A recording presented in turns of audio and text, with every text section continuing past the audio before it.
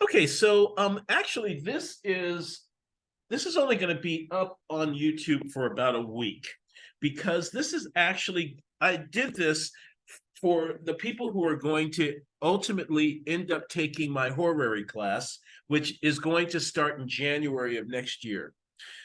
So we're going to do a horary class. It's going to be a paid class, and what I thought I would be useful was to have in one place where where everything that represents where, right? So every sign represents a certain place in the house. Every sign represents a certain type of terrain. Every sign represents certain countries and cities. Same thing with planets, or planets tend to represent terrains and countries. And so what I thought we would do today, and then also the chart represents the direction. So we get into the directions and all of that kind of stuff as well. So what I thought we'd do today is we would get into all of this stuff around where, and then we would, at the end of kind of looking through everything, and there's quite a bit to kind of go through.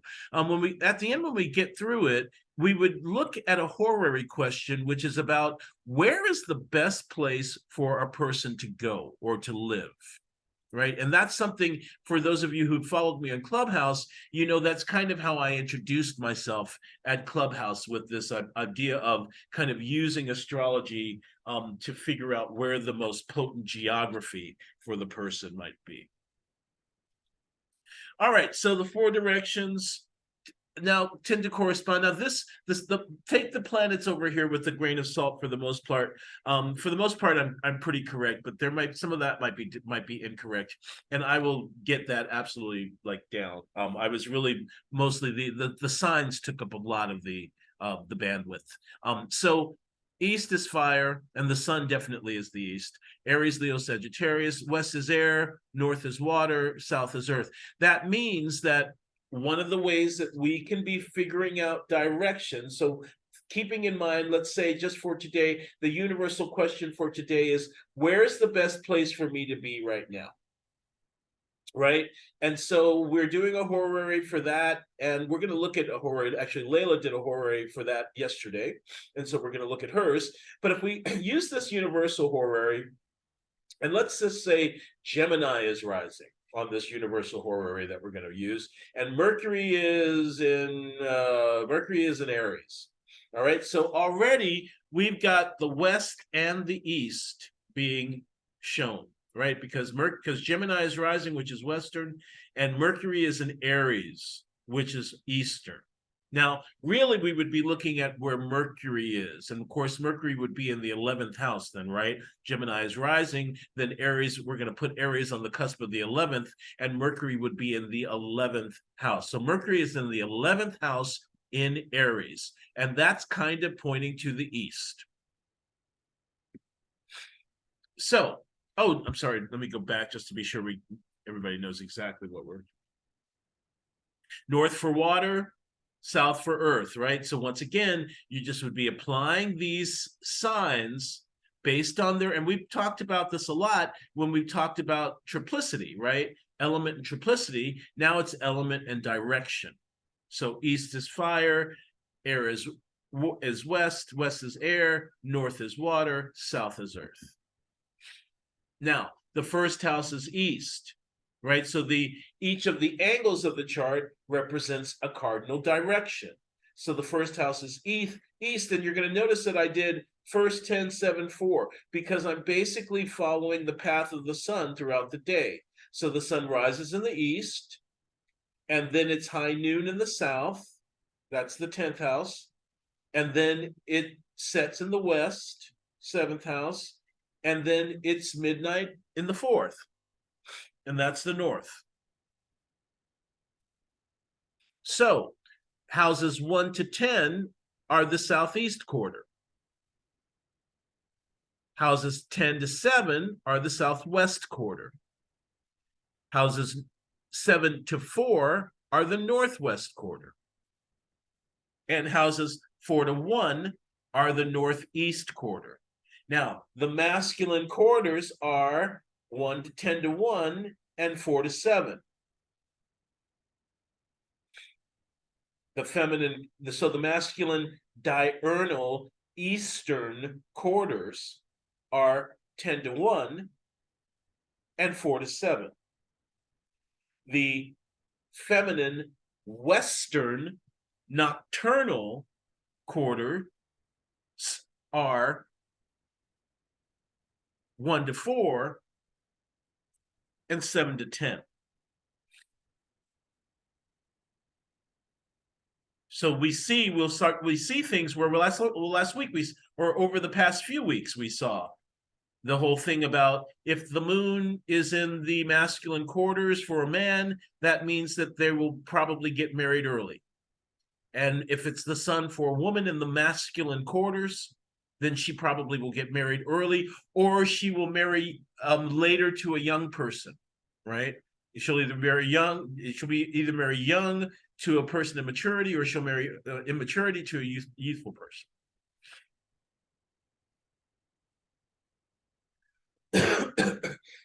Now we're going to come back to that with a chart. Or maybe let's do that now. Okay. This is the ascendant, there's east. There's the descendant, there's west. Here's the midheaven, that's north. Here's the IC, that's south. Here's the midheaven, that's south. Here's the IC, that's north. Right? The sun is at its highest point at the south as it goes south.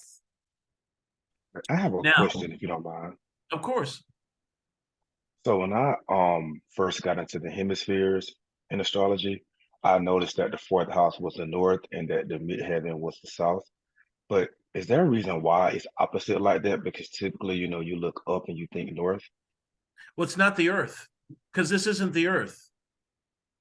This is the sky. So it's the path of the sun. So it's really less about what direction we're looking at. It's really about the path of the sun, right? What happens to the sun? The sun rises in the east, and the sun sets in the west. The sun doesn't go north to do that. The sun goes to its south. So what we're really doing is we're following the path of the sun in the sky, its direction, not ours. So even though it's a geocentric art, we're now not looking geocentrically at the chart. Good question. Excellent question. Yeah, you're welcome. And many people ask that. All right. So as a result now, that means that anything that's aggregating towards the ascendant is Eastern. And anything aggregating between the midheaven and the ascendant is the Southeast. Vice versa, between the IC and the ascendant is the Northeast. Between the IC and the descendant is the Northwest. Between the descendant and the midheaven is the Southwest. Okay, so those are the four quarters. And now looking at this chart, we're looking at Groucho Marx, but looking at this chart, if we were to say, what is the proliferation of directions in this chart based on what we've just learned? We've learned that fire is air. Fire is east, air is west, water is north, earth is south. So based on this chart, 1, 2, 3, 4. 4 of the 7 planets are in air signs, which point to the west. 1, 2. 2 of the 7 classical planets are in earth signs, which point to the south. And then the last one, Venus, is in a water sign, which points to the north. There is a proliferation of Western signs in this chart. Now, just because there are a proliferation of Western signs in this chart does not mean that this person should necessarily live in the West, right? We would be looking at other factors, and we'll get to that when we get to that other section. Okay, so Aries, so we're going to do this with every sign. and which means we're going to kind of slog through because there's a lot of material. But what this kind of gives us is I've used basically, and I haven't been systematic, and some of this is going to look like garbage, and I really don't give a fuck. I haven't been super systematic, but what we have is, I think the oldest thing we've got is Al-Biruni. We don't have any Valens. Al-Biruni down here. Anything that says great introduction is going to be Al-Biruni. So that's going to be 8th century. And then this stuff is Ramsay, William Ramsay. William Ramsay wrote the Astrologia Restaurata, the Astrology Restored. He was a contemporary and enemy of William Lilly. And then this is Lilly over here. Okay, I think I did not include Scherner, but Scherner's included in the others. Okay, so no, let's start actually here. And oh, actually, Layla, I'm wondering if you might be interested in helping. There was something that we looked at that had the Latin names of all of the Latin names of all of the places. If we could look up some of these names here and there, that might be kind of interesting. Some of them I know, but when we get into some of these other zodiac signs and also into the planets, and it gets a little bit more difficult. But no, Aries rules Babylon and Persia and Palestine and Azerbaijan. Babylon was part of Iraq, I guess Mesopotamia, which we now think of as Iraq, right? Persia obviously is Persia. Palestine is Palestine, obviously. And isn't it interesting? Palestine is a place that's experiencing a lot of apartheid and war essentially right now. Babylon, Iraq is war torn. Persia is experienced a civil experience right now. Azerbaijan, I'm not really sure what would be going on with Azerbaijan. But note the regions for Aries: sandy places, places for grazing of sheep, furnaces, right, because of fire, places in which one works by fire, so that could be a kitchen, and the hiding, or a smith, and the hiding places of robbers. There we go for Mars as and outlaws. Also, houses covered in wood. So we don't start to get into what part of the house you'll find things until we get into the 16th, 17th century, 16th and 17th century, until the horary starts getting really, really specific about, and that's what it's all about. Where did I lose my shit, and how do I find it? And it's, oh, look on the ceiling, look in the rafters near the ceiling if it's in Aries. So sandy, dry, hilly grounds. This is Ramsay. All places where small cattle used to feed. The ceiling in houses, right? And so what we're going to find is that it goes from the highest part of the house to the lowest. So starting with Aries, all of those are going to be it's going to be high. The ceiling is Aries because that's the head of the house, I guess. New plowed lands, brick and lime kilns, and unfrequented places. What we're going to generally find is that Lilly and Ramsay are going to generally agree on certain things and not on others. Where sheep and small cattle do feed, as used to be sandy and hilly grounds. So that's something. Even back here, sandy places all the way back to the 8th century. So sandy, so we can take that into account for Aries, right? So sandy and hilly. Grazing of sheep, places where small cattle where lamb, sheep, rams, sheep graze. So that would be an Aries place. Place of refuge of thieves. Same thing what he just said, right? So the what is it? The thieves' den, as some unfrequented place. And so the crack house. The crack house could be an Aries place. In houses, the covering, the ceiling or plastering of it. A stable of small beasts, right? So it wouldn't be where the big cows are. It'd be where the goats and the sheep, right, where the ram would be. Lands, newly taken in or newly plowed. Wasn't there something about this newly plowed thing? I thought I saw, newly plowed lands, or where bricks have been burned, or lime. And then down to kingdoms: Germany, Sweden, Poland, Burgundy, France, England, Denmark, Silesia, the higher Judea. I think that might be Palestine, Syria. Now, I had read somewhere that England and Germany and France were considered to be Aries houses because they were always at war. They were Aries sign because they were always at war, especially in the medieval, and the whole 100 Years' War in the medieval period is between France and England, and Europe was decimated by the wars between France and England, and wars between Germany and Italy, what we think of as Italy, but wars between Germany and the papal states, the Holy Roman Emperor and the Holy Roman Emperor and the Pope were at war with each other and all that kind of shit. So then France was at war with the Pope and whatever, and all these other places. So Germany, Sweden. Now Sweden is where the Vikings are from. Poland, I don't know why Poland, but Burgundy, I don't know why specifically Burgundy, but that might be a specifically martial aspect, part of France. That was what's interesting though is Burgundy was where the Burgundian part of France is where most of the really important Renaissance music of that time period came from the Count of Burgundy. Yeah, the Count of Burgundy, and it was because it was so peaceful. So I wonder why Burgundy. And then look, Florence, Capua, Naples, Ferrara, Verona, Utrecht, Marseille, Augusta, Cesare, Padua. So I think I told you about the one time that I had that person that lived, I had that client that lived out overseas, and I asked her if she lived in Italy, and because she had stuff in Leo, and then I asked her if she lived in Rome because it was in Leo, and she did.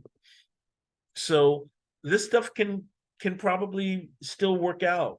Now, most of it, as you see, is in Europe, if we're using the Europeans, which is why I wanted to include Alberuni, because I think with both of it, we get almost all of the world, except for the New World. The New World is one of the places that is, for the most part, kind of left out. And okay, so regions, Taurus has Sawad, Al Sawad. Do you know what that might be? Mahin, Hamadan, and the cities of the Kurds who live in the mountains. And the province is land of little water in which one sows seed. Do you know? Yeah, can you hear me? Yeah, I can hear you. Yeah, these are like the old Arab names.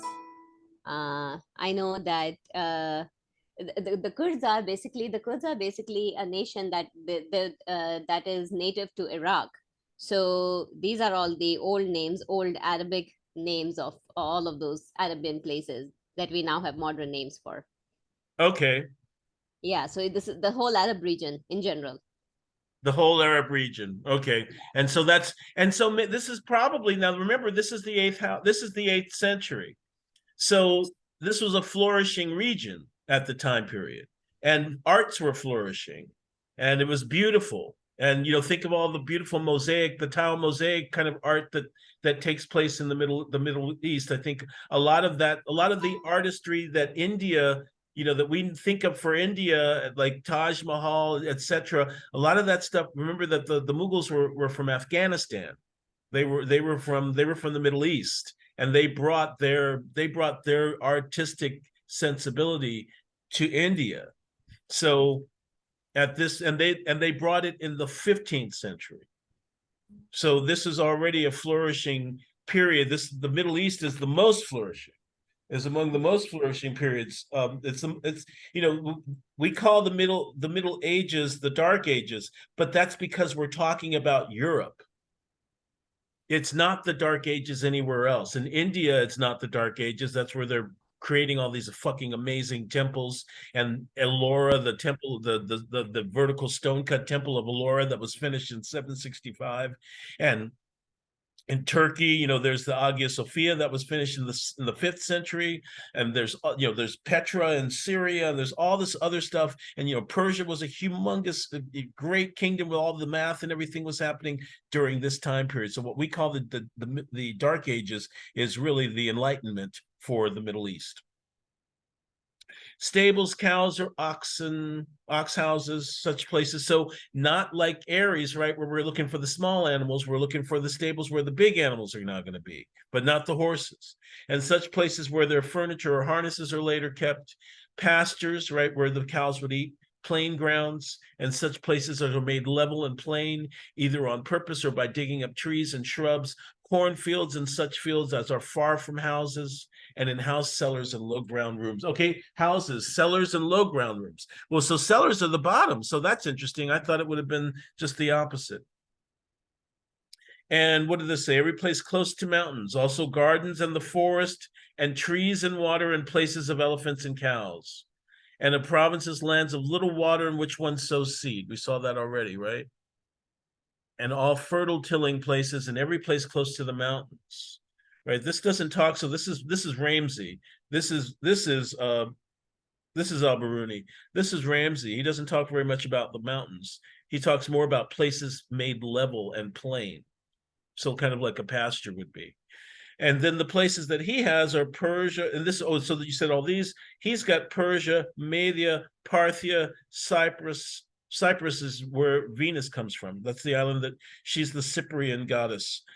she's born of the shores of Cyprus. Lesser Asia, White Russia, Greater Poland, Ireland. See, hilly. I usually think of like lush green hills, but places where lots of cows, and so Ireland, Lorraine, that must be a place in France where that could happen. Helvetia, Radio Frenoma. So all of these, Mantua, Parma, etc. Castle in Spain, Burgos. I've been to Burgos. Burgos, a castle in Spain, beautiful castle. Panorama or Panorama, whatever. So Lucerne, etc. Novgorod. That's interesting. Nantes. So Herbipolis. I forget where Herbipolis is. I remember that somebody told me once. And then this is Lily. Stables where horses are, low houses where the implements of cattle are laid up. So that if you were saying I lost my keys, you lived on a farm, they'd say, and the Willard II were in Taurus, would say, well, hey, you know what? Maybe look in the stable. Go look where you put the houses, where you put the cattle. So where no houses are near, feeding or grub, plain grounds, or where bushes have been lately grubbed up, wherein wheat and corn is sowed, some little trees not far off in houses. In houses, cellars, low rooms, or look in the cellar. And then kingdoms, Poland, so definitely Poland, the northern part of Sweden, Russia, Ireland, Switzerland, Lorraine. So Switzerland is mountainous but green and lush and beautiful. Lorraine, Campania, Persia, Cyprus, back to Cyprus, Parthia, we saw that again. Novgorod, we saw that. Parma, we saw that. Bologna, Palermo. I wonder they must look beautiful. Leipzig, that's interesting. Parthia, Media, and Persia, the Cyclades and maritime Asia Minor. I wonder what some of these, like there was something that was talking about the seventh clime, the fourth clime, what all that stuff might be. So here we are with Gemini. Now we start with Lily. Wainscot room, so basically like your coat closet. Plastering in walls of houses, so the wall of the house, the halls, or where play is used. Hills and mountains. Barns, storehouses for corn, coffers, chests, high places. Hills and mountains, interesting for Gemini. I guess maybe it being an air sign. It's up, look, Lombardy, Brabant, Flanders, the west, the south, the west and southwest of England. That's basically where London is. Armenia. Armenia comes up a lot with Gemini. Armenia is really the first place on the European continent to become Christian. It's actually older. It's an older Christian country than Italy, than Rome. And so Armenia has been known for kind of scholarship, Christian scholarship, and types of that nature. London, so Gemini, scholarship. Louvain, Bruges, Nuremberg, Cordova, Hasford, Mont, Bamberg, Cesena, London. I wonder why London. It's interesting. Louvain, Armenia again. Look at how far back that goes. This is Schurner. Armenia, Hyrcania, Margianus, Cyrene, Marmarica, Lower Egypt. This is Ramsey. This is Lily. Jurjan, Do you know where Jurjan is? Gilan, Burjan, Mukhan. Isfahan is Iran. Isfahan and Kerman are in Iran. Yeah, Jurjan is also in Iran. Burjan or Jurjan or Burjan? Jurjan. Jurjan is in Iran. Okay. Yeah, the Jurjan is in Iran. Yeah. I bet this is Iran Afghanistan region Yeah, it is. Actually, it is. Yeah. because it's mountainous. The Yep. places mountainous ones and whatever is cultivated in the earth and hills. Also places of hunters and those playing backgammon and those who have fun and sing because Mercury likes to enjoy. Yep. And same thing, halls, wainscot rooms, plastering in houses of walls. Let's see, the west, southwest of England, Brabant, Flanders, London, Mentz, Cordoba. Okay, pretty much the same thing as what Lily said. Yeah. And there was this another city, Barqa, and that's in Oman. Oh, Burqa's in Oman.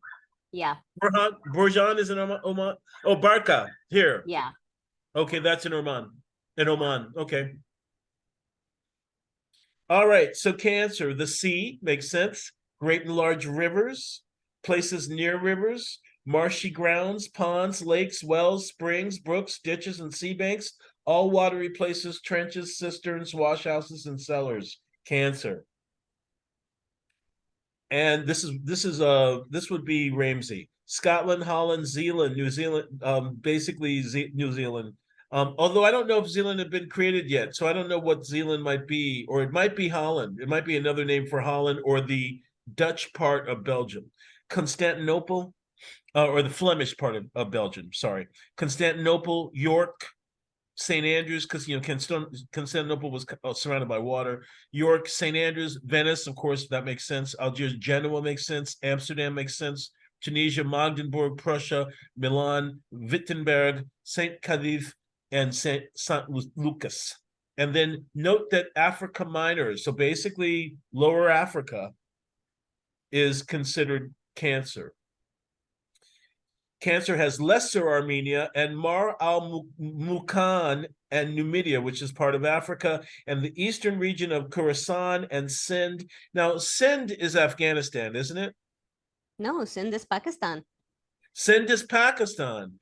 Yep. So Hint and Sindh, is that what it is? Hint and Sindh? Yeah. Actually, the Bombay and Sindh, they're like very close with each other. So it's that whole region. The Bombay region in India, probably it's Maharashtra. Yeah. So Sindh is Pakistan actually, and But Khorasan. I thought that the part of Pakistan is more near the Punjabi area. Yeah, there is, but there's also some region of Sindh as well. Sindh and the Maharashtra, the Mumbai, it used to be one city. It used to be one state before partition. Got it. Okay, perfect. And Mar al Rud, I've heard of that before, but I don't remember where that is. I think that is, I know Khorasan is Iran, Okay. but Mar al Rud, wait, I cannot recall this one. Okay, moving on. And it has partnership in Balk and Azerbaijan. So that could be the Balkans. And a place, bushes and thickets, and coasts and riverbanks and bluffs, also the places of trees. This is once again Al-Biruni. Bushes and thickets, coasts and riverbanks, bluffs, and also the places of trees. So let's say somebody's missing and we want to know if they're alive or not. And we find their significator in Cancer. We would say, oh, maybe they're near water. They might be on the coast. They could be in a bush. They could be in a pond or a lake. The sea, great rivers, navigational waters, but in the inland countries, it notes places near rivers, brooks, springs, wells. So we would immediately start thinking of water when we saw Cancer. Makes perfect sense.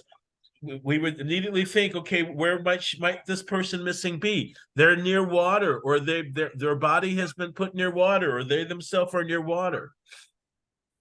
Cellars and houses, wash houses, marsh grounds, ditches with rushes, sedges, sea banks, trenches, cisterns, and then countries, Scotland, Zealand. Scotland is surrounded by water.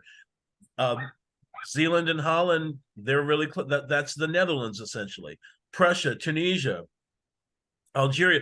Tunisia comes up again, so there must be something about being on. I know that Tunisia and Algeria are are coastal countries, but I don't know otherwise. Constantinople, that makes sense. Once again, Venice, Genoa, Milan, Amsterdam, all of that makes sense as far as Cancer places. Oh, that place, that Marvel Rudd, that was also Iran. It is Iran. Okay. Yeah. All of Italy, Leo, the Alps, Sicily, Phoenicia, Chaldea, or Chenia. Chaldea is Babylon. Chaldea is Mesopotamia. Phoenicia is part of northern Africa, if I'm not mistaken. Of regions, Leo has those of the Turk up to the end of the inhabited world, which follows it, and Sogdiana and Nishapur, and delightful things and adornments, and of places, deserts and rivers, hard to cross, and earth that is gravel-like in every place of abundance, and mansions of the rich, namely palaces, and mountains and hills, also higher places and strong fortresses. Places where wild beasts frequent, woods, forests, desert places, steep rocky places, inaccessible places, kings' palaces, excuse me, castles, forts, parks, and houses where fire is kept near a chimney. I'm going to talk about this for a second. So the last time I was in India, I did a pilgrimage of one of the Divya Deshams, it's called, or one of the basically there 108 temple or pilgrimage sites for Vishnu, and Lord Vishnu has 10 avatars, and one of his avatars is half lion, half man. It's called Narasimha.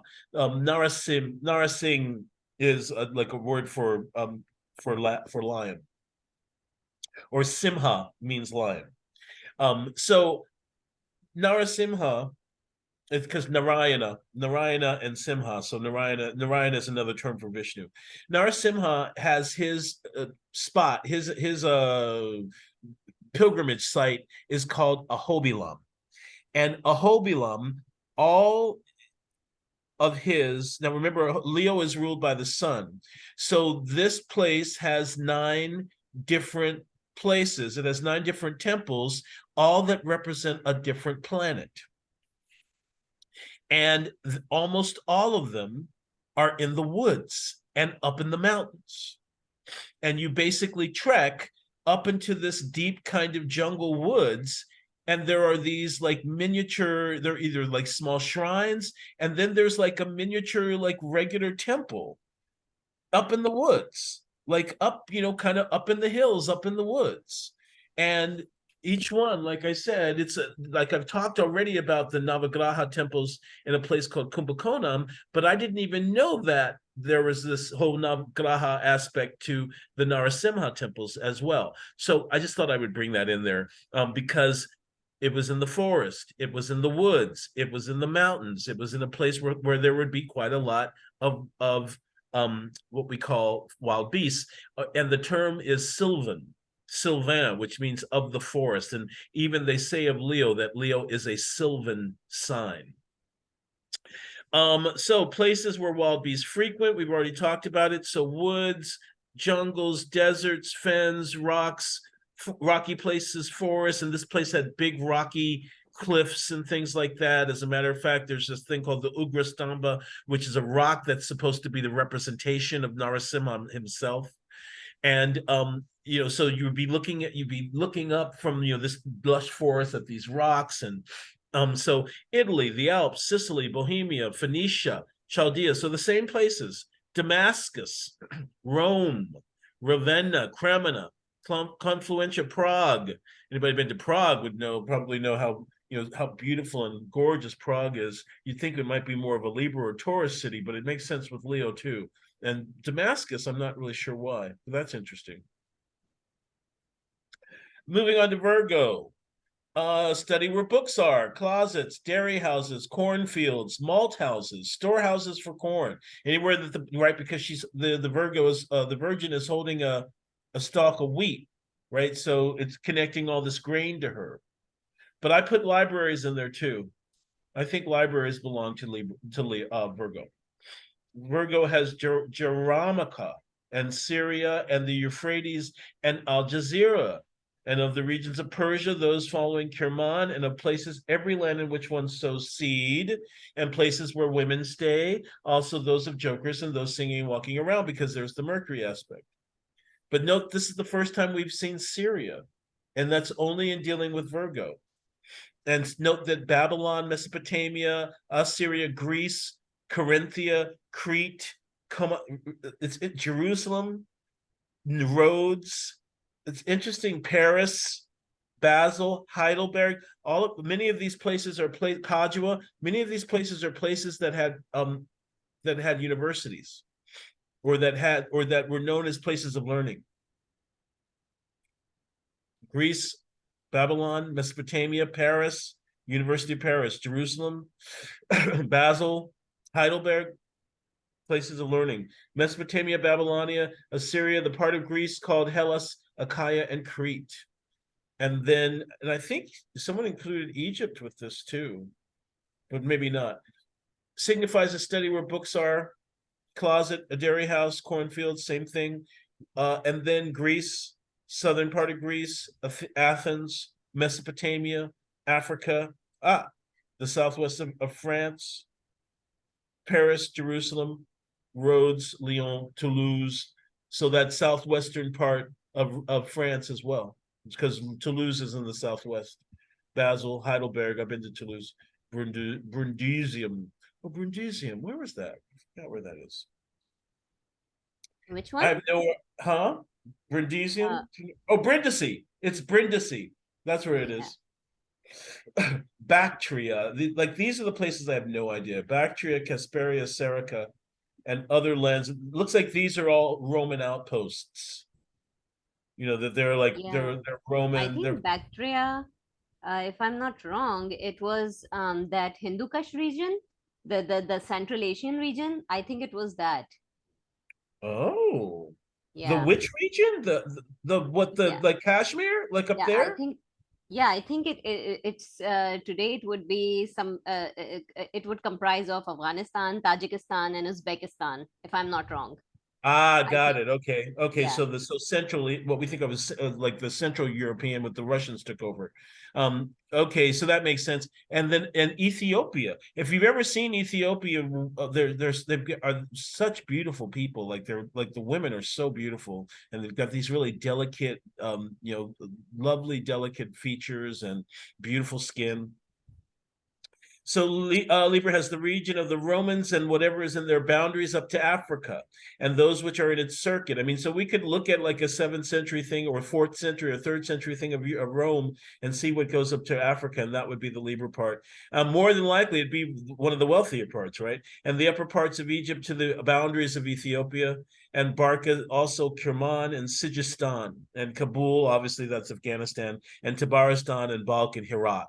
And that's all Afghanistan, isn't it? Herat and Balk. Well, Balk is Balkans, but Herat is Afghanistan, isn't it? Herat is Afghanistan, yes.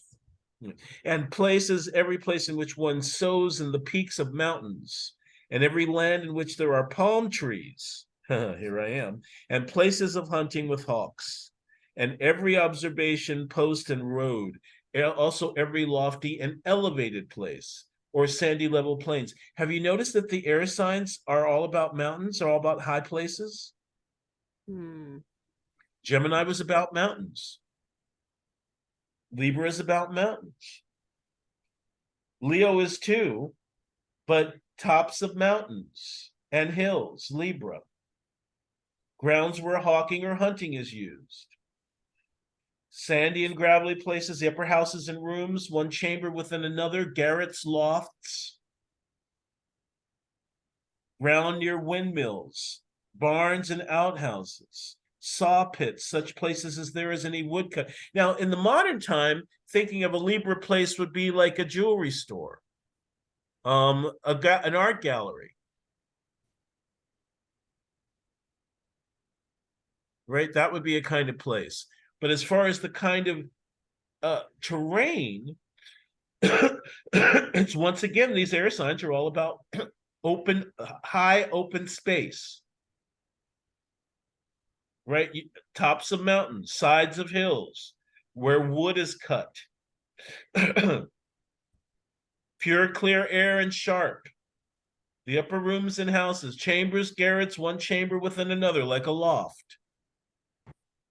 And then Austria, Savoy, Alsacia, Livonia, Lisbon in Portugal, Frankfurt, Vienna, Placentia, the territory in Greece, where sometimes it's called Thebes.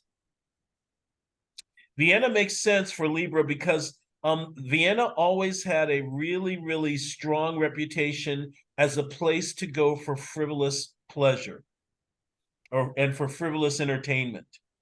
And when you think about one of the main things, well, there are two things that are really major aspects of Vienna and Austria, but specifically Vienna.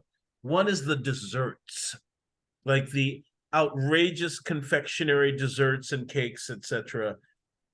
That's the first thing. The second thing is the waltz and the operetta. Super, super insipid, vapid, empty, vapid, insipid entertainment, the most shallow kind. You know, operetta especially. That's where the operetta is born. Even what's called the Singspiel is born in Vienna. The Singspiel is essentially music and singing, music and words, right? It's basically a play with singing, the Singspiel, but it's usually on very light topics. So there was this very, very strong tradition of light entertainment and of pursuit of pleasure and enjoyment in Vienna. Mauritania, Metagonitica, Getulia, Syria, Commagene, Cappadocia, some Arabia and Khorasan. Region Scorpio has the lands of the Hijaz and the countryside of the Arabs up to the Yemen and the Tangier and Kumis. And Ray and partnership in Sogdiana. Kumis, is that like going down towards towards Yemen and Oman again? Or No, I think it's Qum in Iran. oh, Qum, okay. Yeah, yeah, it is. It is Qum in Iran. Okay. And the places it has the places of vineyards and mulberries. So vines crawl.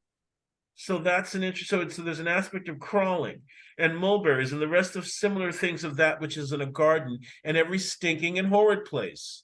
Also prisons and places of grief and sorrow. This is Al-Biruni, and destroyed houses in the hollows of scorpions. All such places as creeping and venomous beasts use. Some of Scorpio is known in Jyotish as a Kita or insect sign. So that makes sense. Gardens, orchards, vineyards, once again with the vineyards, muddy moorish grounds, stinking lakes and quagmires. So what do we call that? A swamp. Still water, basically fixed water. Stinking lakes and quagmires, sinks in houses, ruinous houses. Isn't that interesting? Houses in disrepair. So most of Detroit would be kind of Scorpio, and such places where rubbish used to lie, the wash houses, kitchen, or larder. Toilets are usually under this too. Places where all sorts of creeping beasts use as beetles, etc., and such are be without wings and are poisonous. Gardens, orchards, vineyards. So gardens are Scorpio. Then orchards, vineyards, ruinous houses, maybe because of the irrigation necessary. Ruinous houses near waters, muddy moorish grounds, stinking lakes, quagmires, sinks, the kitchen or larder. So obviously quicksand would fall under Scorpio. Kitchen or larder, wash house. North part of Bavaria, the woody part of Norway, Barbary, the kingdom of Fez, Catalonia in Spain, Valencia, Urbino and Forum Julii. In Italy, Vienne, Messina in Italy, Gaunt, Frankfurt, or the Oder. Now, that's Aquarius that I was thinking of. Valencia in Spain. That's interesting. Kingdom of Fez again. Vobinums. Isn't Fez in Iran?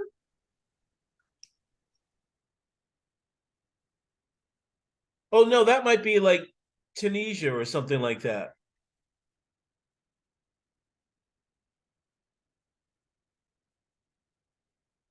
Okay, moving on. Etruria, that should isn't that isn't that Spain? No, that's Iberia. Etruria. Oh, that would be Etruria. Wouldn't that be that's Ethiopia. Spain. Celtica. I wonder if that might be a part of England, or if that even could be, what is that part of France that has all the Celts that live in it? It's called Brittany. It's called Brittany. I wonder if it could also be Brittany. Gallia, Narbonensis. That's one I would love to look up. Narbonensis. That's an Italian. That's a Latin name for something. Narbonensis. Arabia Felix, Liguria, and Silica. So a region Sagittarius has mountains and Ray and Isfahan, and of places it has gardens, and every place which is irrigated for a season, and it signifies the places of the Herpods and fire worshippers. So that's Iran, right? Because Ahura Mazda, and the places of the rest of the sects, and smooth desert, also places of animals and bulls and calves. A stable of war horses. So that's Sagittarius is where the horses are held. Ox houses, the highest places in land, hills, stony places, and places where fire is or has been frequently kept, the upper houses and rooms. Stables are great horses, or horses for the wars, or a house where usually great four-footed beasts are kept. It represents in the fields, hills, and the highest places of lands, or grounds that rise a little above the rest, in houses, upper rooms near the fire. And Spain, of course, is one of the main. Spain and Hungary are the two that seem to be the well, Spain and Hungary certainly in the, this should be here too. Hungary, Slavonia, Hispania, there we are. Algeria, Valencia of Spain. Oh, I put that other one. That other one was in the wrong place. Because I'm like, why would Algeria and Valencia of Spain be in Scorpio? It didn't make sense. It should have been here. So this is the actual correct one. But I like this: Hungary, Slavonia, Moravia, Spain, Toledo, Budapest, Narbonne, Cologne, Stargrad. So Spain, because of, remember, Spain was known for the New World, right? For traveling the seas into the New World. Capricorn, India, Gedrosia, Illyricum, Macedonia, Thrace. Capricorn has Ethiopia, and Makran is Tibet. I just saw that somewhere. And Sind, and the river of Makran. And interesting, Capricorn, the Sanskrit word for Capricorn is Makara. And the two seas. Oman, up to Oman and the two seas, up to Hind, its boundaries up to Sind. Okay, there you go, Layla. Up to Hind, its boundaries up to Sind. So now we know where that is. And the Awas, and the boundaries of the lands of the Romans. And of places it has palaces and portals and gates. Portals and gates, that's the first time we saw that. And gardens in every irrigated place, also rivers and the flowing down of waters and rivers and irrigation canals. So it looks like Capricorn is the irrigator. And ancient cisterns, more irrigation, and every riverbank above which there are trees, and a shore at which there are plantings, and places of dogs and foxes, also wild beasts and predatory animals. And the lodging of places or straying places of foreigners and resident slaves, and places in which fires are lit. Ox or cow houses, as the implements of cattle are put in, also where sails for ships, or old wood is laid, because Saturn represents ships. And earth, wood comes from earth. Sheep pens, grounds where sheep and other cattle feed, fallow ground, barren and thorny ground, dung hills, low rooms and houses, dark place near ground. It looks like it's almost pretty much the exact same thing over here with Lily.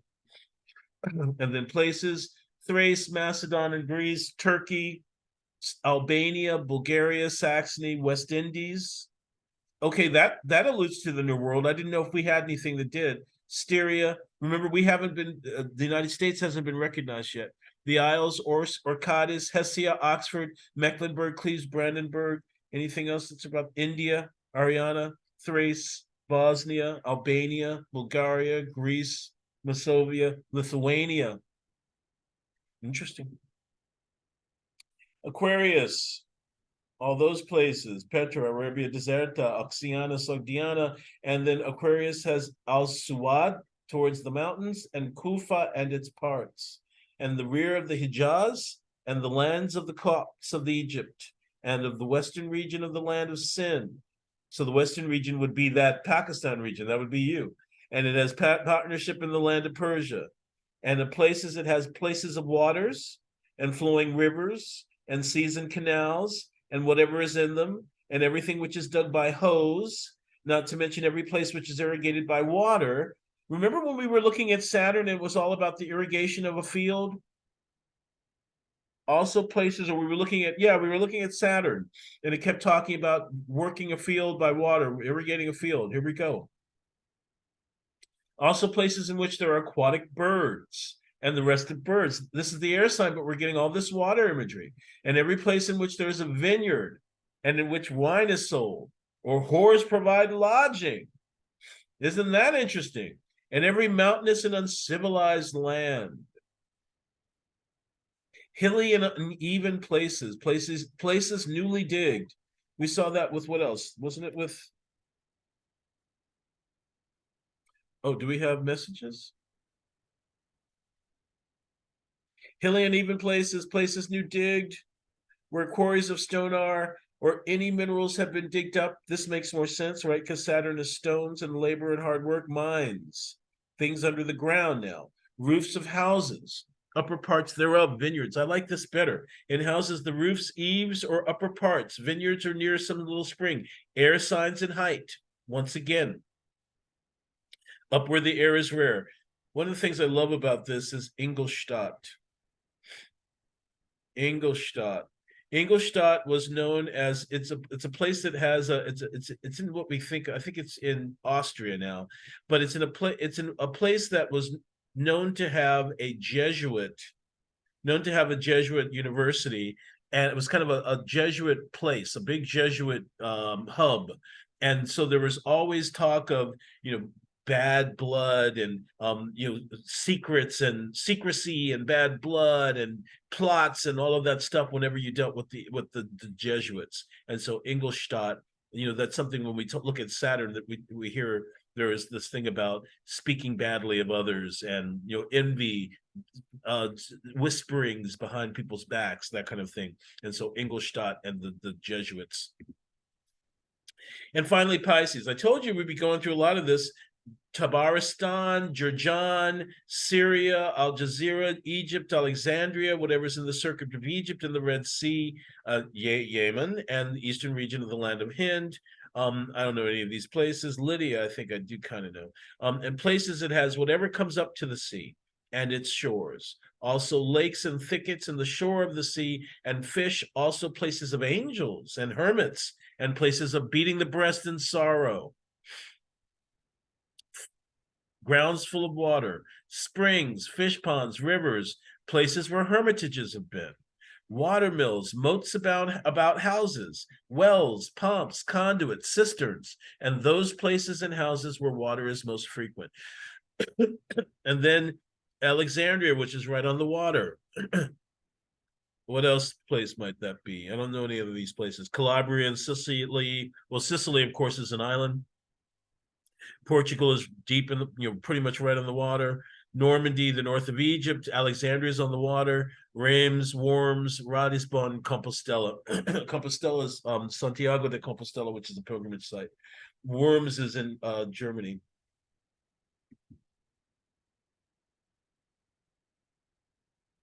See you all later. Okay. Oops.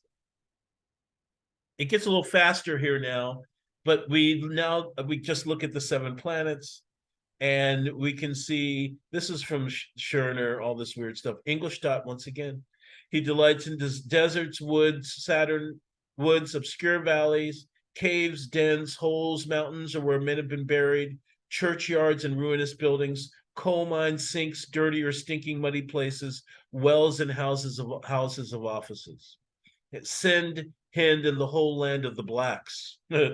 Regency has Bavaria, Saxony, Styria, Romandiola, Ravenna, Ingolstadt again, deserts, woods, obscure valleys, dens, caves, holes, sepulchres, graveyards, churchyards, ruinous buildings, coal pits, sinks, muddy, dirty, stinking places, wells, and houses and offerings.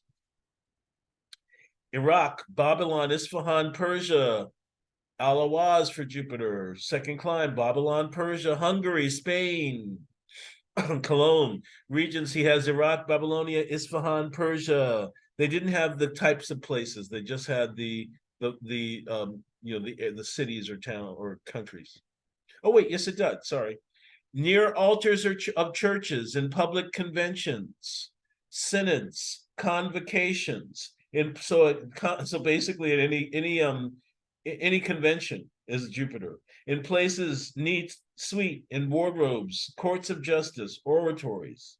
So those are the Jupiter places. And Babylon, Persia, Hungary, Spain, Cologne. Churches, curious places, gardens, synods, courts of justice, wardrobes, palaces, sweet places, oratories. So we'll probably see these palaces again when we come to the sun. So he has Jerusalem and the land of the Romans up to the west. Jerusalem came up a lot. Jerusalem and the Roman Empire to the west. Jerusalem because that's the seat of all the Crusades. And so that's why Jerusalem. Lombards, that's basically the Lombards in the northern part of Italy, and all of the fights that dealt with the Lombards taking over Italy. So the Goths, the Visigoths, and the Lombards and the Visigoths, and all that stuff. Regions, he has Jerusalem. So basically, it's all dealing with war-torn regions or regions that have warriors. Jerusalem, the Roman Empire. But Jerusalem, of course, because it was being fought over. Sun, Samarkand and Khorasan, Persia, land of the Romans, and of the parts he has. All right, well, never mind, we'll get that. Region Samarkand and Khorasan and Persia. And then we come Italy, Sicily, Bohemia. Bohemia, of course, is Czech Republic. And the fourth climate, Phoenicia, Chaldea. And once again, Italy, Bohemia, Sicily, Chaldea, Rome, but Rome especially. And princes, palaces, courts. Here comes Layla. Houses, all magnificent buildings, halls, dining rooms, parlors. Hold on a second, because she said, see your messages. I didn't think, oh, her electricity went out. I see. Sorry about that. I'm just now checking it. I saw the thing that said, see your messages. I thought you meant in the chat, but you've just now come back to us. So your electricity went out. Sorry. Now, Venus, Hijaz and Yemen, the lands of the Arabs, Austria, Arabia, Vienna, Augsburg, Poland, Switzerland, gardens, fountains, bride chambers, makes sense, fair lodgings, beds, dancing, schools, wardrobes. Austria, Vienna, Poland, Cyprus, of course, which is where she's from. Mercury, Greece, Flanders, Egypt, Paris, places of learning. Sixth climate. All regions, tradesmen shops, markets, fairs, schools, common halls, bowling alleys, ordinaries, tennis courts. And finally, the moon, fields, fountains, baths, havens of the sea, highways and desert places, port towns, rivers, fish ponds, standing pools, boggy places, common shores, little brooks, springs, harbors for the ships or docks. And then she's got Denmark, Holland, Zealand, Flanders, Nuremberg. She's got Turkey, or the land of the Turks, Armenia and Dalam. Wonder where Dalam is. Any idea?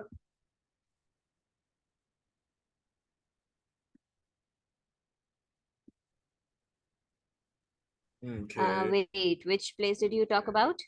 Dalam, Daylam. Dalam. Oh shit. Dalam. It sounds familiar.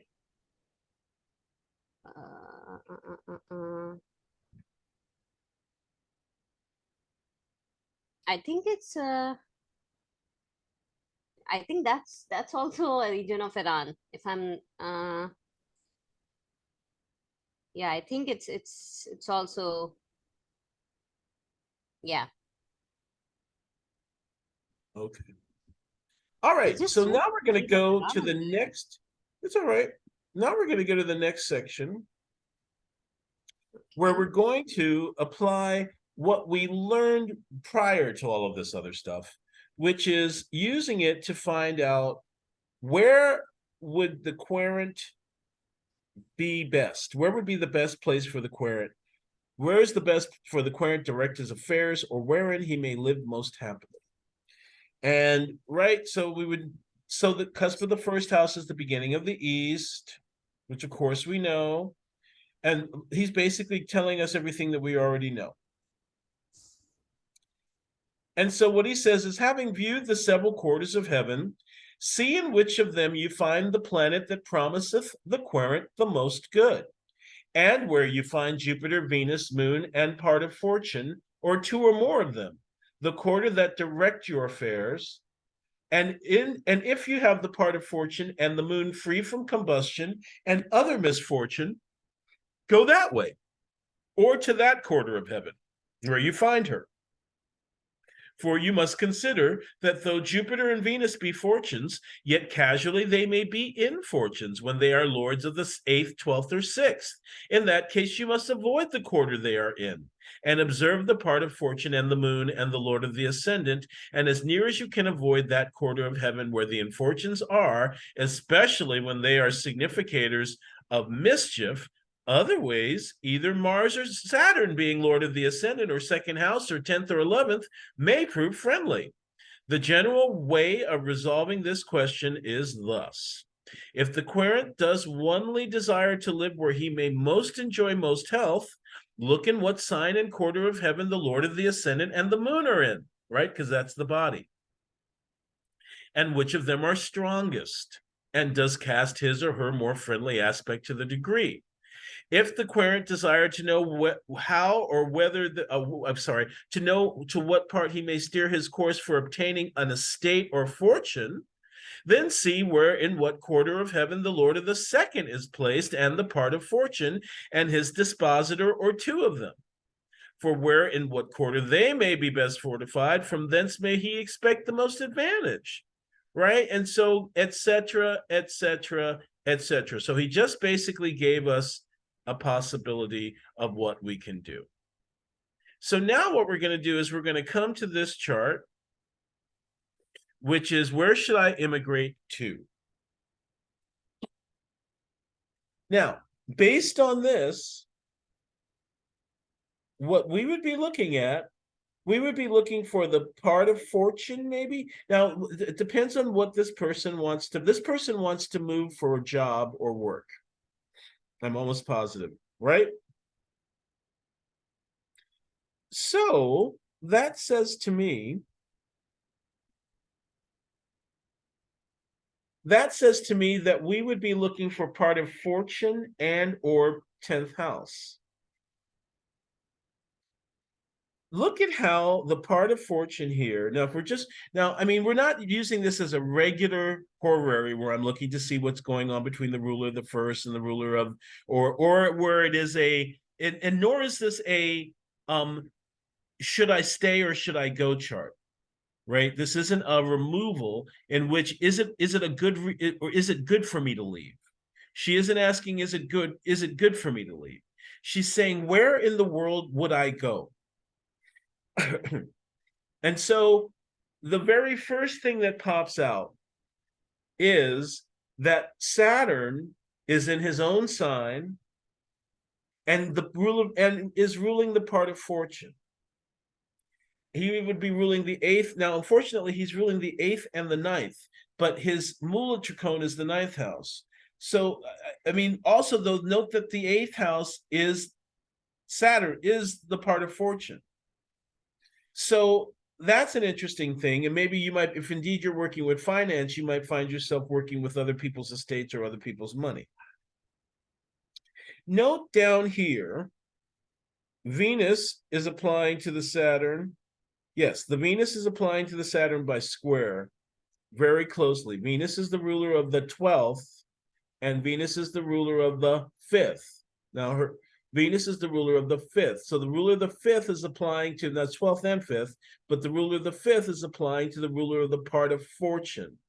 It's a square, and it's from her detriment. There's no reception necessarily, but it is happening. Same thing from the sun, same thing from the Mercury. Now, if we wanted, we know we don't want to use the Venus, right? Because the Venus is in her detriment. She's also combust, and she's also with the south node. So we know that we know that this quadrant is out. This quadrant is from the 4th house to the 7th house. 4th is north, 7th is west. This is the northwestern quadrant. Now that's upsetting because almost everything is northwest of her that she'd be thinking of going. But that's important to kind of keep into account.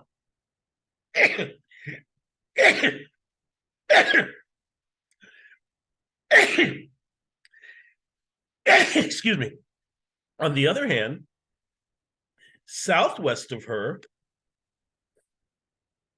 is where both the Saturn in his own sign and the ruler of the part of fortune and the part of fortune is. So that's not a bad thing. So the southwest might be not a bad thing at all. Now, Africa is southwest of you.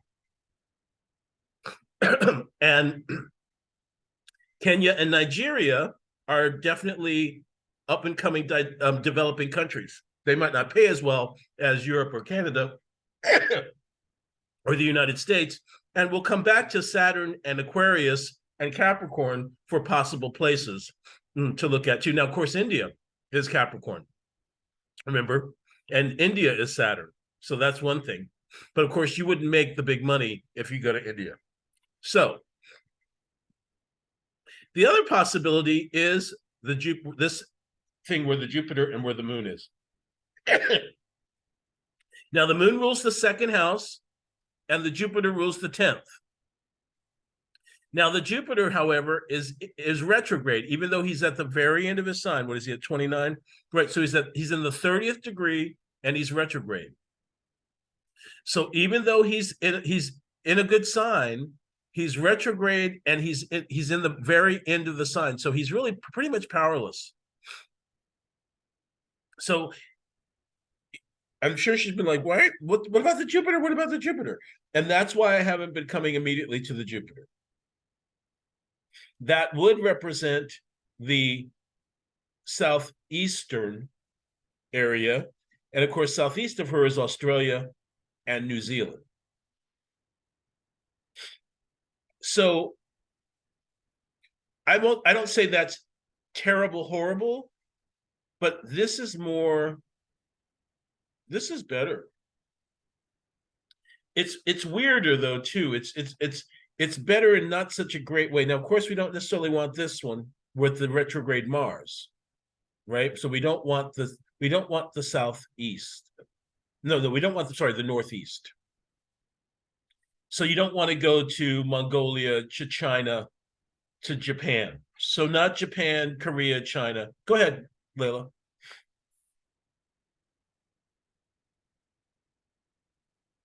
Go ahead. Okay, hear me? Yep. Okay, so about the part of fortune here, I don't remember where. No, I think it was Lily where I read it, that when you cast a Hori chart, you do not reverse the formula for part of fortune. Lily is wrong. Lily is Really? wrong. Okay. Yeah, absolutely. Yeah. No, actually, that's when he doesn't. Yeah. No, he doesn't. He doesn't. It's not that you don't. He didn't. And it actually created a problem because until the 90s, everybody thought there was only one formula for the part of fortune. Okay. And there isn't. There's a day and night form. There's a day and night formula. So yes, it does change. Yes, it does change. We never just use one formula for the part of fortune. We always change it as per night and day. Okay. So Okay. good Yeah, question. because Yeah. Yeah, I read in Lily and I was like, okay, I have to confirm from you. Okay. No, don't do Yeah. that. Okay. Don't do that. Okay. Even though he did it and it might have worked for him. Here's the thing. He didn't, by the time we get to Lily, the usage of the part of fortune is becoming less and less and less. Yeah, of course. Yeah. So they're not even really using it that much. The only time that they're Uh-huh. using it is in the second house questions, and it's just one of the many factors. They're not using the part of fortune in any way near the way that Bonatti was using it, the way that the Alberuni or the other people were using it, where it's really central to the entire chart. Mm-hmm. So Right. we're going with them. We're not doing Lily's version. So in this respect, then that means that I would actually go with the Southwest.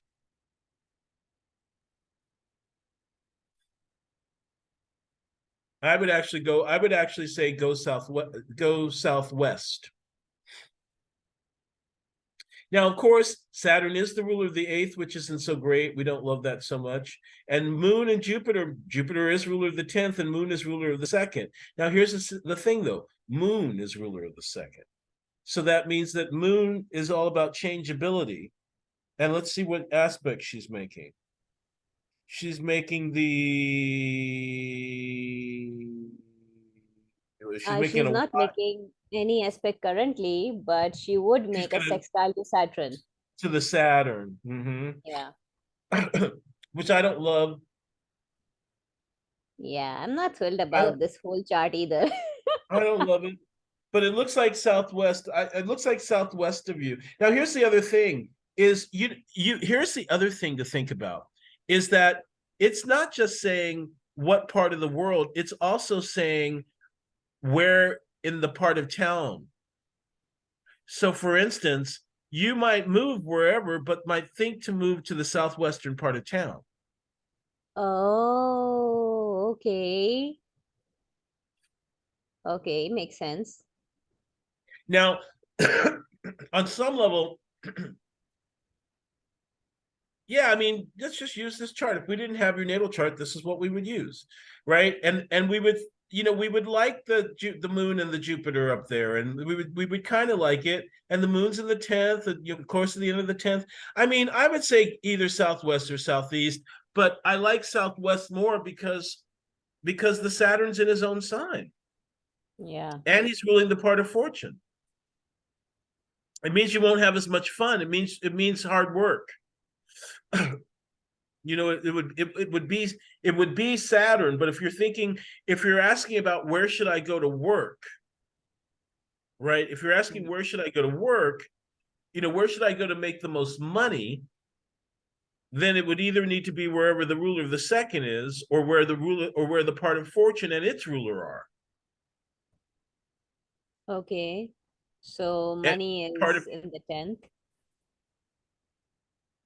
right, but where's the part of fortune and its ruler? Oh yeah, in the first and it's screwed. Oh, are you talking about your own chart, or are you talking about this chart we're looking at? Oh, are you talking about my chart? No, this chart. Oh yeah, so the ruler of the fortune is ninth. Yeah. Right. So in that particular case, I think maybe I think I would probably go with that. Right. I would probably go with that. It's not going to be fun. It will be serious, and you might feel isolated. With the moon and Jupiter, there might be a promise of expansion that never comes, and Ah, fluctuating money. Because no, the moon is ruled by this retrograde Mars. yep. See, so that's not, so he's peregrine already, and Mars is Gemini is the hands. So that's money going through my hands. I feel like the Southeast is going to create problems with money. Okay, I have another question. What's that? Okay, so we are not looking at Venus in the fifth house, but because Venus is in its detriment, however, Venus is also in its joy. Venus is combust and detriment and with the South Node. Do you want to do that? Oh yeah, oh yeah, it's with the south node. Oh, okay. It looked like north node. And Yeah. is that a square? Is it square in Saturn too? It is. And see, I like Yeah, that that for Venus Saturn. is terrible. I like right, and it's squaring Saturn. I like that for Saturn, but for Venus, it's garbage. I like that question though, Layla, because I'll be trying to sometimes work out how do we differentiate between Venus being in a bad sign, but having accidental dignity. But Yeah. with all of the other things going on, I can see why he doesn't want to work with the Venus. But I like that question because I kind of wrestle with that when I be looking at charts. Well, I mean, think And of it then this way. sometimes, oh, go ahead, Well, huh? go ahead. I was just gonna say, well, think of it like this. If she's in a bad condition and she's in a good house, like with Groucho Marx, that means she has all the advantage to do all the negative shit she wants. Hmm.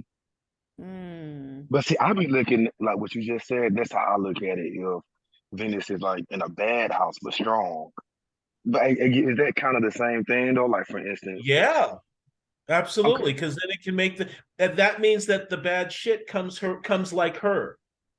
Right. So, like, for instance, think if it's something like Venus and Taurus in the sixth house, that might mean that I love a good steak so much that I eat steak too often and I have indigestion. Right. The things that right, or or I love to get my dick wet and I'm always getting VD. VD, ED, or you Venereal said disease. ED? Oh, Venereal disease. oh, Right, because yeah. because Venus in right, the sixth that's house can give sexual diseases. Yeah, of okay, I course, see. right, or Yeah, and ruler, as ruler and in the sixth and as ruler. Yeah, exactly. noted. Right, so yeah, so right, I mean it's obvious, of course, once Yeah. it's said, right, but right, because those are her diseases, that's her kind of disease, so it will bring that kind of thing. So I mean, it's a really good question because we see it often. A planet, we just saw it with Groucho Marx. He's got Venus in the first house in Scorpio. He had three beautiful nubile young wives under 21, all of whom became drunks, all of whom who poisoned themselves with alcohol. Mm. Scorpio is poisons. Venus is the ruler of the seventh, so it's even describing the wife. Okay, so what you're saying is that the retrogradation of Jupiter is strong enough to render the domicile and Jupiter being in an angular house. What I'm saying is that Jupiter being in the very last degree and being retrograde means that he's still extremely weak and that he's Yeah. not that he's unreliable. It means that he's promising more than he can give. Ah, okay. Right? It's Yep. it's in Pisces. Yeah, I can do it. And then when it's time for it to happen, motherfucker, you said you could do it. Well, I mean, I thought I could. That's Yeah. this Jupiter. Yeah. That's this Jupiter. He's going to promise because he's in his own sign. Sure, yeah, sure, we can go to Disneyland. And then he Mm. takes you to Chuck E. Cheese. Oh, that is brutal. You see what I'm saying? That's this Jupiter. 30, it's in the 30th degree. It doesn't have any energy. It doesn't have any energy. It's still gaining back its steam. It's retrograde. It's already going to act unway. It's going to act wayward, unpredictably in a way that we can't, in a way that we don't want. That's why I'm saying this Jupiter says yes, I can when it really can't, but the Saturn can. Yeah, the Saturn can in a Saturnian way. Hmm? The Saturn can and the Saturn can, but in a Saturnian way, right? Yeah, unfortunately. I mean, but note it's in the ninth house of knowledge. Yep. So what I would be doing is thinking about it this way. I would be thinking about wherever you're going to go, that you're going to train yourself to whatever is the next level. Mm-hmm. Right, so that you're not going to just work a job, you're going to actually train yourself to some other form, like you're going to do paralegal work to become a lawyer, or you're going to do financial blah blah blah to become an investment banker, or you're going to, you see what I'm saying? That it should that because it's ninth house, it's the house of knowledge. Yep, makes sense. So you should be going to expand your knowledge base, get a deeper, stronger knowledge base in some kind of specialization that you can then take over the world with. But it'll be nose to the grindstone the whole time. And if this person is in a relationship, could that move like sever the relationship because Saturn is squaring Venus? Oh my God. Why, yes, it could. Oh God, Why, yes, it could do that. Why, yes, what?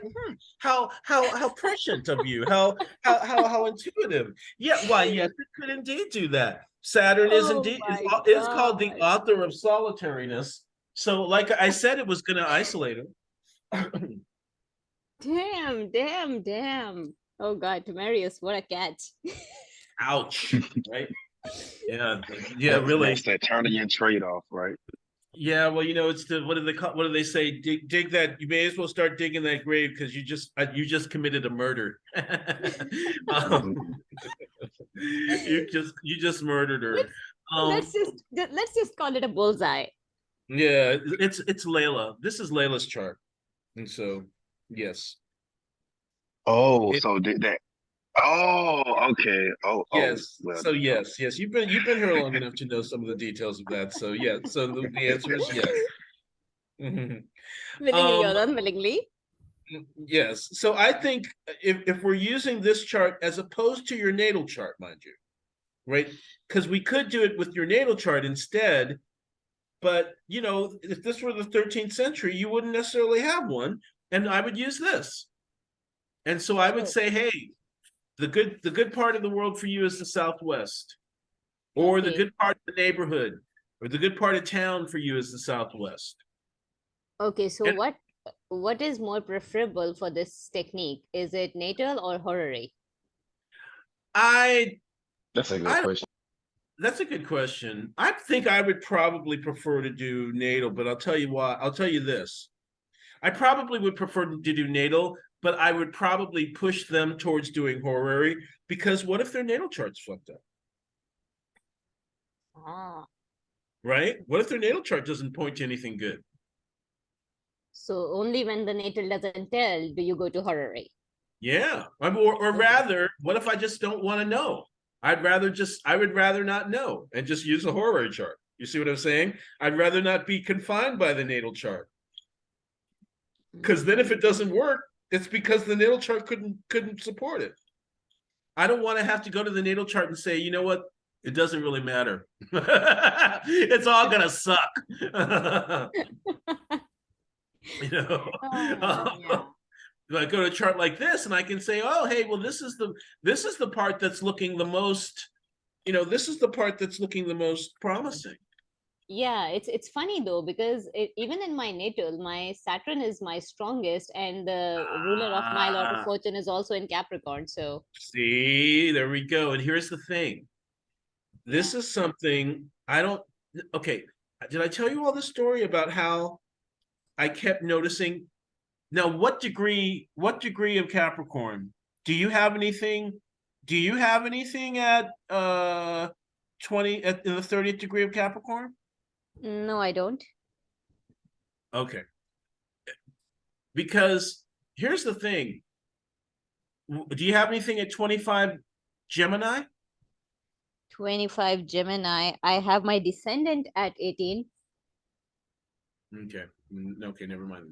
All right. Because what I started noticing was that, but you did this horary, I didn't, was that when I was doing horary, I had one woman who asked me a financial horary, and the cusp of her natal second house was rising. And then I had another horary that I did about something else. And once again, there were exact placements in the natal chart that the horary was specific about. And so I was talking to somebody about it, and I said, oh, wait, you did this horary. Maybe you've got your natal chart. And they said, They said, no, nothing really connects with the natal chart. And I realized that, oh, maybe that just happens for me. And so it's interesting. I didn't do this chart, but it does Yeah, have, but some of those things of it yeah, that, but the ascendant of this chart is pretty close to the cusp of my seventh natal. hmm, Yeah, hmm. doesn't make Well, sense, anyways. Yeah.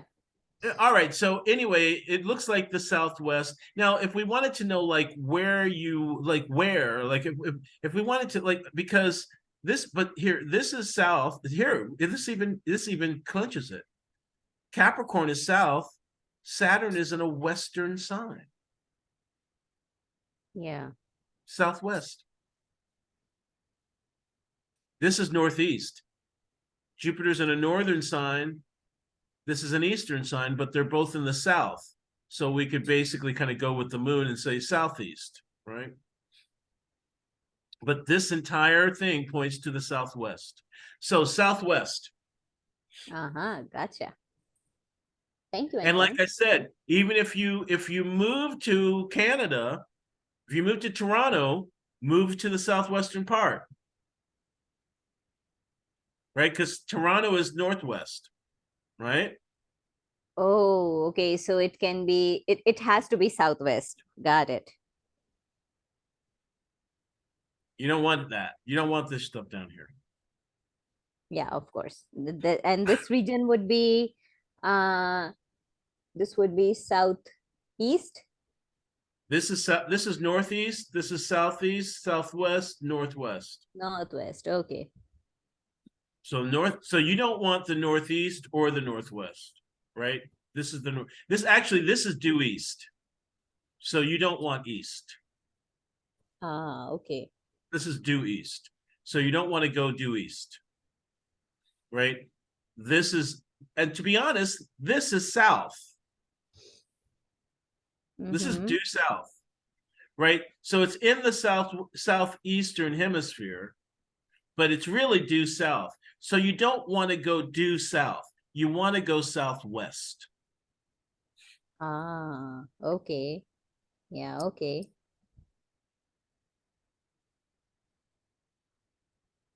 Right.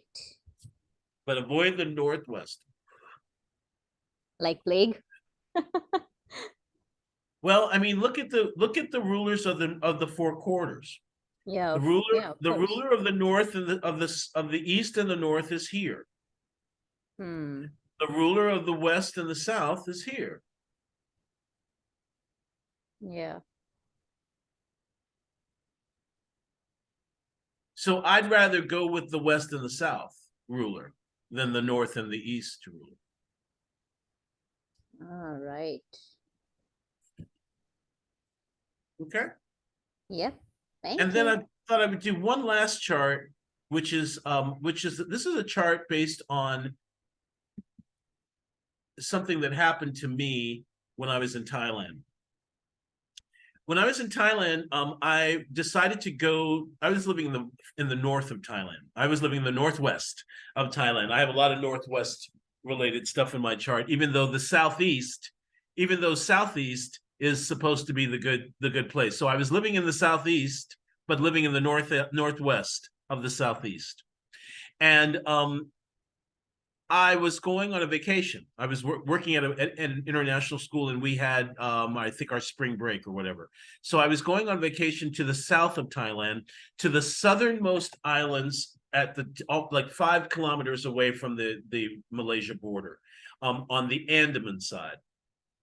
And so the Andaman seaside is like the Caribbean island, is like the Caribbean, super, super crystal clear water, white sand, etc. So I was going all the way down this marine national park is called Garthastro, and Got means island. So Garthastro, and it's a group of like maybe 51 different islands. You can only really inhabit 3 or 4 of them. So I was going to go down there, and in order to go down there, I had to take a train. I was taking a train down to the southernmost city of Hat Yai. So Hat Yai is the southernmost city of Thailand.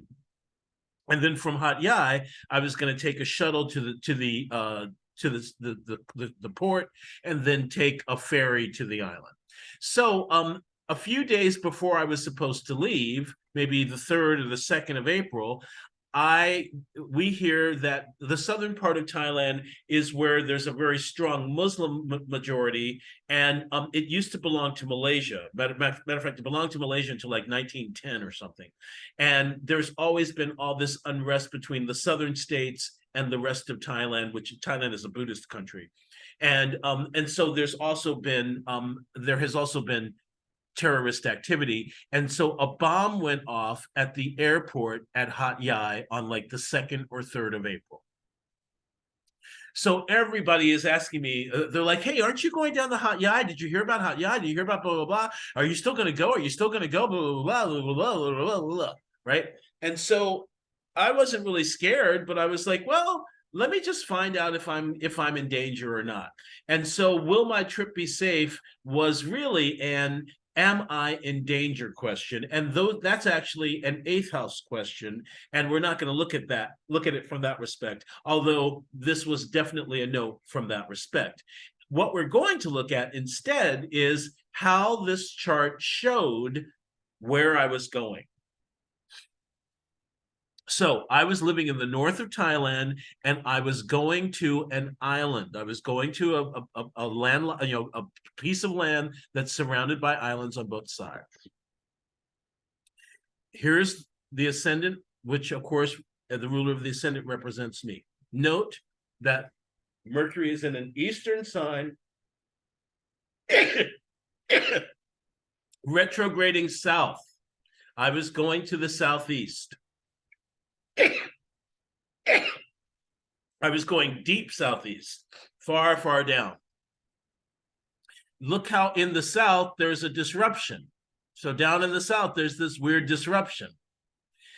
Also, if we look at, we could call it long distance travel because I had never been there before. And so we can even see in the place of the journey, the moon had just left Mars, which is also an explosion. So the moon has already left the Mars. And we can see that was happening. Then when we look to see what's the ruler of the 9th, the journey itself is to a place on the water. In the south, we're going to a place on water. Even though I myself was in the sign of Aries. I myself was in a totally different, hey, weren't we just looking at a chart with 4 degrees Aries? 4 degrees Aries? Elizabeth, Mercury, 4 degrees Aries, Elizabeth. 4 degrees Aries, 39 or something like that, wasn't it, Layla? Weren't we just looking at that? Anyway, sorry. Yeah, it was. Okay, so you see, now we have an example of both of the things that we're talking about. We've got an example of, this chart was so fascinating because, oh my God, because it was such a fascinating situation that happened. So it was clear to me from the 8th house thing that I wasn't in any danger. And so when I get to Hat Yai and I've just gotten in to the place where I'm going to stay, to this guest house. And as I'm coming out of my room, I see this friend of mine in Chiang Mai, this Greek friend. Part of fortune is in the 11th house. The moon is with the ruler of the part of fortune and with the ruler of the 11th. It was a male friend. This friend of mine is a like a amateur musician, and we spent the entire evening doing music, eating fucking amazing food, and I had a run-in with some females. I had a run-in with this one woman who didn't like Black people, and look at the negativity with the women. We look at, this is what I was talking to Layla earlier, that I overlooked, or something that I didn't even notice, but you can see in the chart, the cholera around women. Moon with Mars. Moon is the natural significator of women. It's with Mars, and I had a fight with this woman. And then the Sun and Venus also. Sun is also cholera, hot and dry. And so very interesting. It was almost completely men until these women showed up. These 2 women showed up, and one of them did not like me at all. And we got into it. and the evening kind of ended. But until then, it was this like night of fraternity, this music night of fraternity. It was all these musicians and me and hanging out and jamming, and we had this great time. So this chart really, and note that Venus is the ruler of the fifth, and there she is in the 11th with the sun, with the sun's exalted, and just the whole thing. It was just such an interesting thing. But this shows where I was going. I was going to the south. This as the destination of the long distance journey shows also that it's a place on water. The south shows that it was a place on water. So I just thought that this was so interesting, and these are ways in which using kind of the kind of horary way of looking at things, we can come to more understandings about how to pick apart what's going on, how to really understand that the astrology is around us all the time, and be able to really kind of get that. Okay, that's where we're going to stop today.